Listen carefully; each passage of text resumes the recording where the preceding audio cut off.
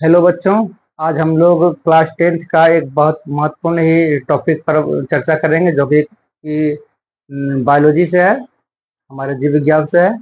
तो हम लोग आज पढ़ने जा रहे हैं तंत्रिका तंत्र के बारे में।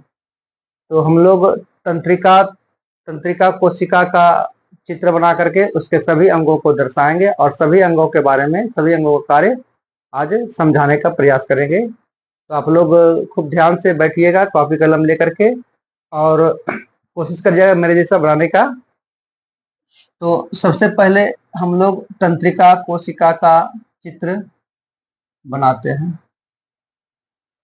ये एक ताराकार रचना होता है।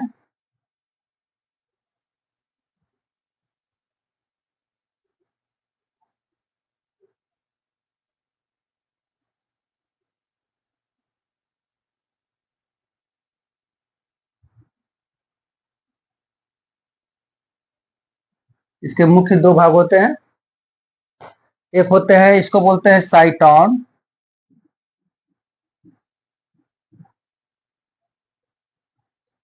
इसको साइटोन बोला जाता है और ये भाग जो होते हैं इसको एक्सॉन बोला जाता है।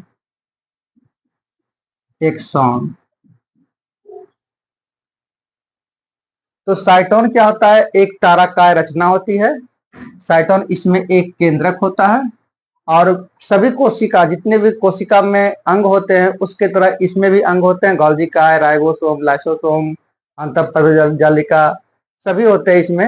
लेकिन एक ऐसा कण होता है जो कि अन्य दूसरे कोशिका में नहीं पाए जाते हैं, उसको निश्चल कण कहते हैं। उसको निश्चल निश्चल कण कहते हैं। निश्चल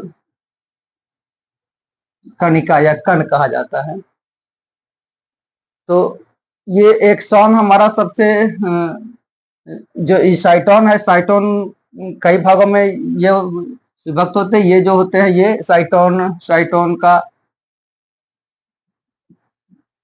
ये कई भागों में होते हैं। इसका नाम है डेंड्रॉन। डेंड्रॉन कई भागों में विभक्त होते हैं और डेंड्रॉन में ही एक शाखित, सूक्ष्म और शाखित रचना होती है जिसे डेंड्राइट्स कहते हैं। यही संवेदना को ग्रहण करते हैं। तो इस संवेदना को ग्रहण किससे करते हैं? तो हमारे ग्राही अंग कौन कौन होते हैं? जैसे ग्राही अंग हुआ आंख, कान, जीभ, त्वचा। आंख, कान, नाक, ये 5 ग्राही अंग होते हैं जिसको आप लोग पहले पढ़े होंगे। ज्ञानेंद्रिया, हमारे ज्ञानेंद्रिया कितने होते हैं? 5 होती हैं। तो ज्ञानेंद्रिया को हम लोग क्लास 10th में इसको पढ़ा जाता है ग्राही अंग। क्या पढ़ा जाता है? ग्राही अंग। ये क्या करता है? संवेदना को ग्रहण करता है और ये न्यूरॉन को देता है। तो इसको क्या बोला जाता है? डेंड्राइट्स। डेंड्राइट्स। और इस भाग को क्या कहते हैं? इस भाग को डेंड्रॉन कहते हैं। डेंड्रॉन। इसको डेंड्रॉन बोला जाता है या फिर इसको आधा मूर्धन्य भी लिख करके हम लोग इसको लिख सकते हैं। तो सभी में शाखित रचना होती है। सभी डेंड्रॉन में शाखित रचना होती है जिसे डेंड्राइट्स कहते हैं। ये एक्सॉन जो होते हैं वो सबसे लंबा डेंड्रॉन होते हैं। सबसे लंबा डेंड्रॉन एक्सॉन ही होते हैं। इसमें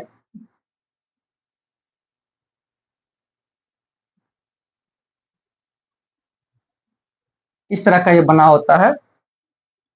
इसका नाम इसमें इसमें क्या होता है? एक कोशिका होते हैं जिसको श्वान कोशिका कहा जाता है। श्वान कोशिका। सभी में श्वान कोशिका पाए जाते हैं। तो सभी में लिखना जरूरी नहीं है। इसके इसके माने छोटे छोटे कण में क्या ये रहते हैं? इसके बीच में रहते हैं एक वसा युक्त घुमावदार संरचना पाई जाती है जिसे कहते हैं, जिसे क्या कहते हैं? वसादार। इसको सभी में पाए जाते हैं। ये चारों बगल से घुमा हुआ रहते हैं। इसको बोला जाता है माइलिन शीथ। इसका नाम है माइलिन शीथ। माइलिन शीथ या मेडुलरी भी कहते हैं इसको, है माइलिन शीथ या मेडुलरी। और देखिए जहां पर माइलिन शीथ खत्म होता है और फिर दूसरा माइलिन शीथ शुरू होता है, यहाँ पर जो बीच का भाग होता है, इस बीच के भाग को रेनवियर के नोड्स कहा जाता है। इसका नाम है रेनवियर, रेनवियर के नोड्स या नोड भी बोलते हैं, तो बहुवचन के रहने के कारण इसको नोड्स कहते हैं। ये जो होते हैं आगे आकर के एक्सॉन, जो आगे आकर के क्या होते हैं, ये एक्सॉन बल्ब बन जाते हैं। इसका नाम क्या है, एक्सॉन बल्ब, एक्सॉन बल्ब। प्रत्येक एक्सॉन बल्ब में इस प्रकार की रचना पाई जाती है, इसे सूत्र युग्मन की गांठें कहते हैं, इसे सूत्र युग्मन की गांठें कहा जाता है। इसे साइनॉप्टिक नोड भी कहते हैं। इसका अंग्रेजी नाम क्या है, साइनॉप्टिक नोड्स। लिखने का आवश्यकता लिख ही देते हैं, साइनॉप्टिक नोड्स। अब देखिए एक और इसी में होते हैं, ये जो माइलिन शीथ है, इसके ऊपर एक झिल्ली होते हैं। माइलिन शीथ के ऊपर एक झिल्ली होते हैं जिसे न्यूरेलिमा कहा जाता है, न्यूरेलिमा। ठीक है, तो ये जो होते हैं, ये जहां पर ये खत्म होते हैं, माने संवेदना को क्या करते हैं, ये डेंड्राइट से ग्रहण करते हैं और ये एक्सॉन की ओर भेजते हैं। संवेदना को डेंड्राइट से ग्रहण करते हैं और डेंड्राइट से जैसे ही साइटों में पहुंचते हैं तो उस संवेदना क्या होते हैं, संवेदना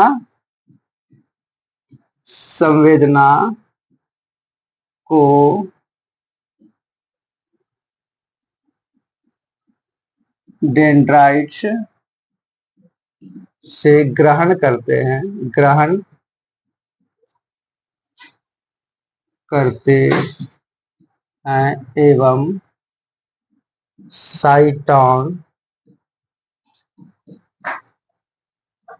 में आते ही वह संवेदना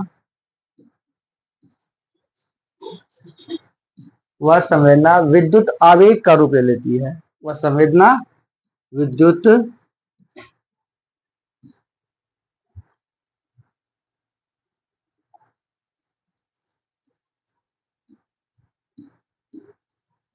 आवेग का रूप ले लेती है।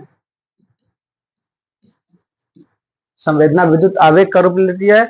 अब विद्युत आवेग क्या होता है, एक्सान की ओर चलता है। अब विद्युत आवेग एक्सान की ओर चलता है और यहाँ आकर के सूत्र युग्मन की गांठें तक ले यहाँ पहुंचता है।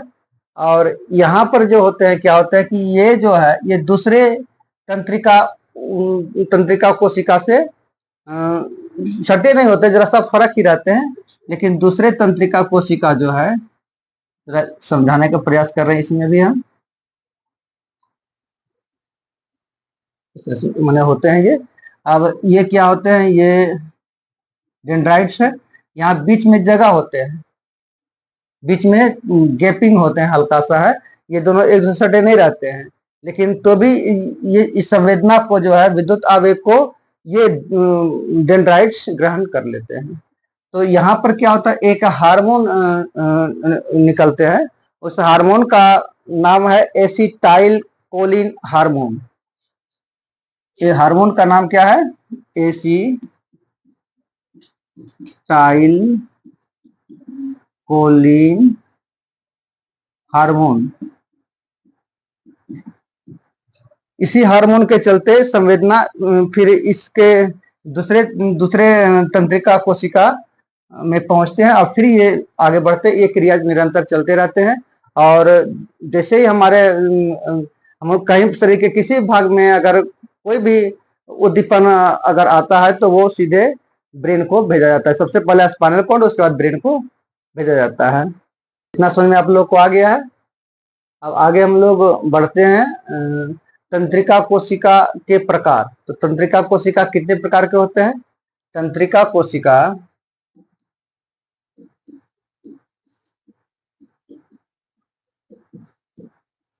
तंत्रिका कोशिका 3 प्रकार के होते हैं।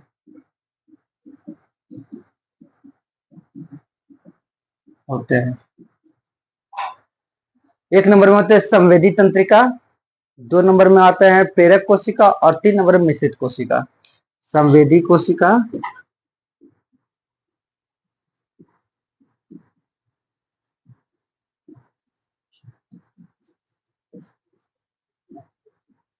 प्रेरक कोशिका। बच्चों ये प्रश्न इस बार निश्चित ही आएगा और 5 नंबर का प्रश्न देगा, और ऑब्जेक्टिव है बहुत सारे, इसमें से 1 या 2 को जरूर दिया जाएगा, इसलिए विशेष रूप से इस पर ध्यान देंगे। प्रेरक कोशिका और तीसरा नंबर में होता है मिश्रित कोशिका।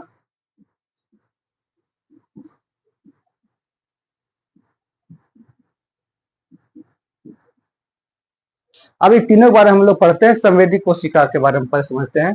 संवेदी कोशिका हमारे ग्राही अंग, जैसे कि मान लिया जाए कि हाथ में अगर हम लोग बैठे हैं, कोई मच्छर काट लिया तो हम लोगों को मालूम चल जाएगा कि मच्छर ने काटा या कुछ और कहीं पर जो है चोट उट लगा हुआ है, या फिर मैंने कोई सुई भोंका है, तो उससे क्या पता चलता है? ये तुरंत जो है ना संवेदना को यहाँ से उठाता है और सीधे हमारे स्पाइनल कॉर्ड में भेजता है। और स्पाइनल कॉर्ड क्या करते हैं? स्पाइनल कॉर्ड से में पहुंचा कौन? संवेदना। और स्पाइनल कॉर्ड सीधा जो है ना प्रेरक कोशिका को आदेश देता है कि जाओ वहां पर देखो कि हाँ वहां पर हुआ क्या है, और अपने आप ही वो दूसरा हाथ उस मच्छर पर बजड़ता है और वो मच्छर मर जाता है। वैसे ही कभी कभार अगर चोट लग गया हमको, हम लोगों को कस के, तो तुरंत जो है ना स्पाइनल कॉर्ड उस दूसरे प्रेरक कोशिका के कारण आदेश देता है, प्रेरक कोशिका को आदेश देता है कि दूसरे अंग को जाकर के उसको पकड़ो, और एक बार अपने आप ही हम लोगों का अचानक से हाथ वहां पर चला जाता है। तो संवेदी कोशिका क्या करता है? संवेदना को स्पाइनल कॉर्ड या ब्रेन तक ले लेकर के जाता है। प्रेरक कोशिका क्या करता है? ब्रेन के आदेश का ब्रेन जो आदेश देता है, जो दिमाग आदेश देता है, उसके अनुसार ये कार्य करता है। लिख देते हैं। संवेदना को स्पाइनल कॉर्ड या ब्रेन तक पहुंचाना।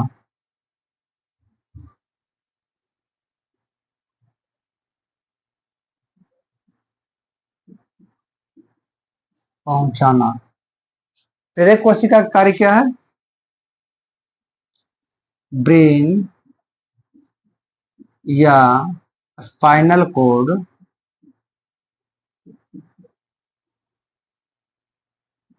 द्वारा आदेश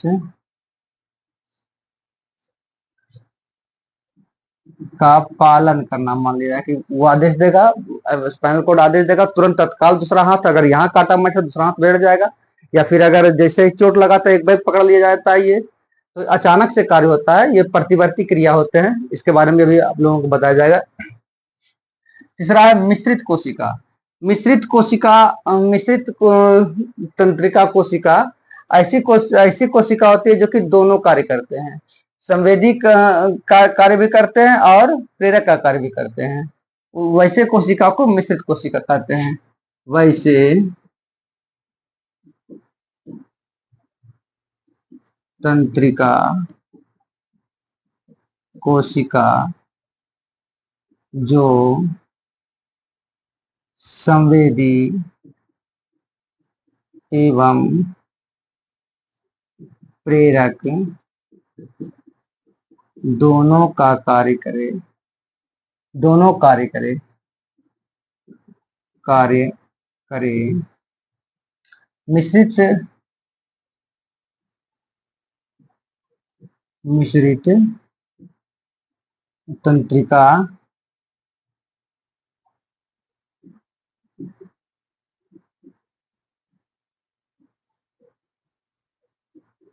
कोशिका कहलाती है। तो तंत्रिका कोशिका कितने प्रकार के होते हैं सभी आप लोग समझ में आ गया होगा, और यह इसके इन तीनों के कार्य भी समझ में आ गया होगा। आगे हम लोग समझते हैं तंत्रिका कोशिका की क्रिया। ये 3 प्रकार के होते हैं। तंत्रिका कोशिका की क्रिया क्या होते हैं? तंत्रिका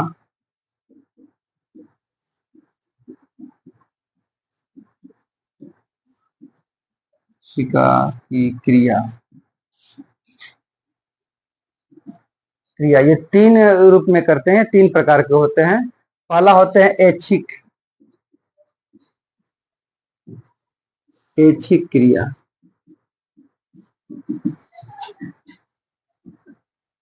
दूसरा होते हैं अनैच्छिक।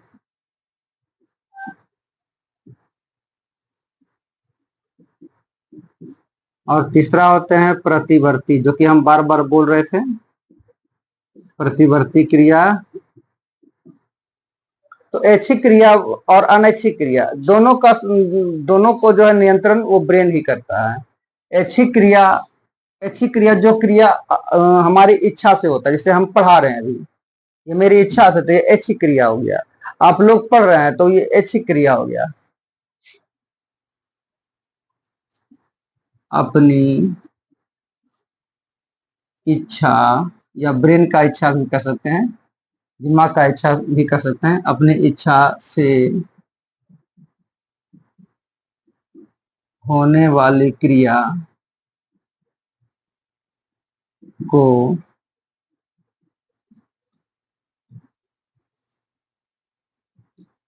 ऐच्छिक क्रिया कहते हैं। अनैच्छिक क्रिया वह क्रिया जो मेरी इच्छा पर निर्भर न रहे, वैसी क्रिया जो मेरी इच्छा का पालन नहीं करे, मेरी इच्छा पर निर्भर न रहे, अनैच्छिक क्रिया कहलाते हैं।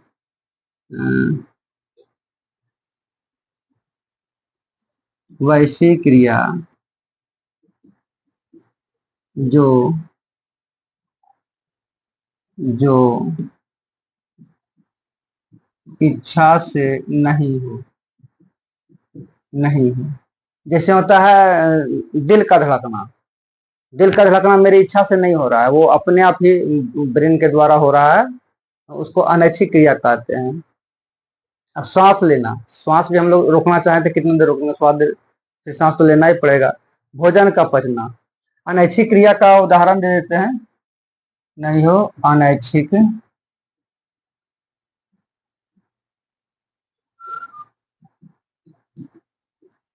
कहलाता है।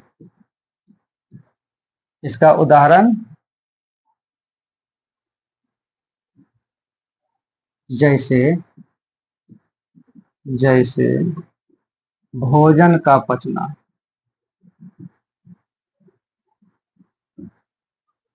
दिल का धड़कना,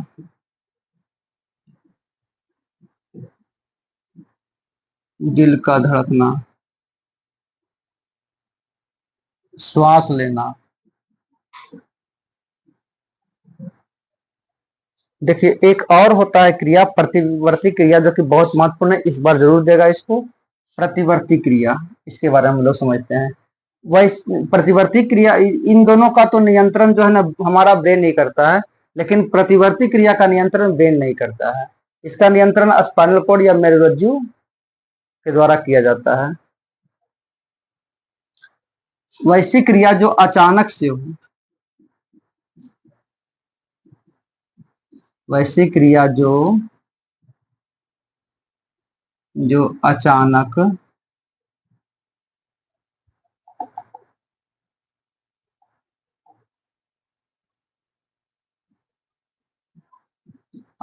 हो,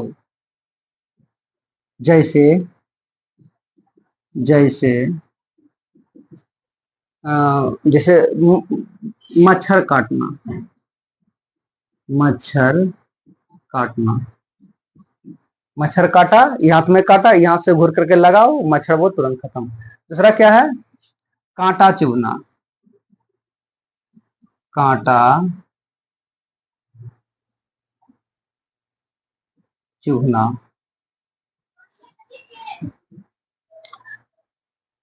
ऐसी क्रिया को प्रतिवर्ती क्रिया कहते हैं। तो प्रतिवर्ती क्रिया का नियंत्रण कौन करता है? मेरुरज्जु या फिर स्पाइनल कोड। इसके इस पर विशेष ध्यान दीजिएगा। प्रतिवर्ती क्रिया का नियंत्रण मेरुरज्जु या स्पाइनल, इंग्लिश नाम है वही चीज बा, स्पाइनल कोड करते हैं। तो बच्चों कैसा लगा ये वीडियो? अगर अच्छा लगा तो अपने मित्रों के पास शेयर कीजिएगा। फिर मैं इसी तरह का वीडियो लेकर के आऊंगा, और लाइक और सब्सक्राइब जरूर कर दीजिएगा।